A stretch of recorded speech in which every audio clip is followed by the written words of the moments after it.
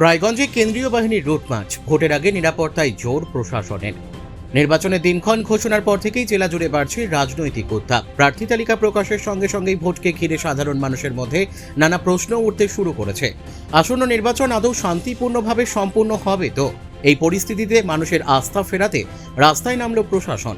মঙ্গলবার রায়গঞ্জ শহরে জেলা প্রশাসন ও পুলিশ প্রশাসনের উদ্যোগে অনুষ্ঠিত হল রুট মার্চ। জেলা শাসক তনভীর আফজাল এবং রায়গঞ্জ পুলিশ জেলার পুলিশ সুপার কুলদীপ সুরেশের নেতৃত্বে এই রুট মার্চে অংশ নেন কেন্দ্রীয় বাহিনীর জওয়ানরা। পাশাপাশি উপস্থিত ছিল রাজ্য সশস্ত্র বাহিনীও। শিলিগুড়ি মোড় থেকে বিদ্রোহী মোড় পর্যন্ত এই রুট মার্চ শহরের গুরুত্বপূর্ণ রাস্তা পরিক্রমা করে। রাস্তায় নেমে এই বাহিনীর কুচকাওয়াজ ঘিরে সাধারণ মানুষের মধ্যে কৌতূহল ও আগ্রহ লক্ষ্য করা যায়। জেলাশাসক জানান, ইতিমধ্যে জেলায় কয়েক কোম্পানি কেন্দ্রীয় বাহিনী এসে পৌঁছেছে। মূলত ভোটকে ঘিরে মানুষের মধ্যে যে ভীতি তৈরি হয়েছে তা দূর করতেই এই উদ্যোগ। প্রশাসনের তরফে স্পষ্ট বার্তা, আসন্ন নির্বাচন হবে সম্পূর্ণ শান্তিপূর্ণ ও সুষ্ঠু। আপনারা জানেন যে গত রবিবার ইলেকশন কমিশন অফ ইন্ডিয়া আমাদের রাজ্যে ভোট ঘোষণা করেছেন এবং আমাদের প্রথম ফার্স্ট ফেজের মধ্যে পড়ছে 23 এপ্রিল আমাদের জেলাতে ভোট। এবং ইলেকশন কমিশনের নির্দেশে 11 কোম্পানি সিএপিএফ আমাদের জেলাতে আছে, দুটো পুলিশ ডিস্ট্রিক্ট মিলিয়ে।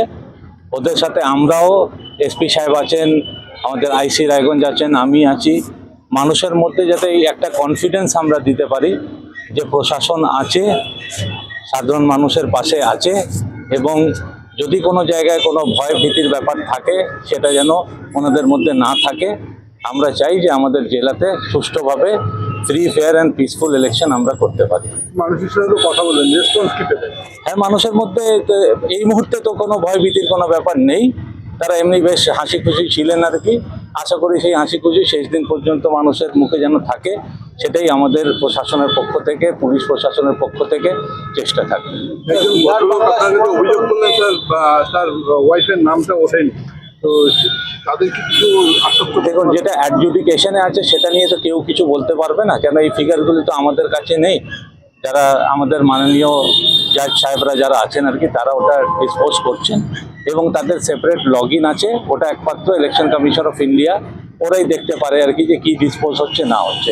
এটা নিয়ে আমরা কিছু বলতে পারবো না। বিহার এবং বাংলা সীমান্ত রয়েছে, সেখানে নিরাপত্তা ব্যবস্থা কি করছে?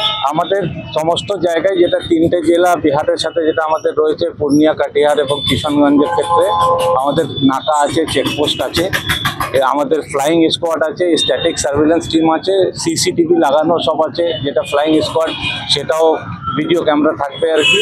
এবং এই ফিড আমরা জেলা কন্ট্রোল রুমে দেখবো, পুলিশ এমন আছে আর কি, তারাও সেই এটা ফিডটা ওখান থেকে নিতে পারবেন আর কি। আমাদের নজর আছে যাতে এদিক থেকে ওদিক অন্য কিছু না যায় বা কিছু না আসে।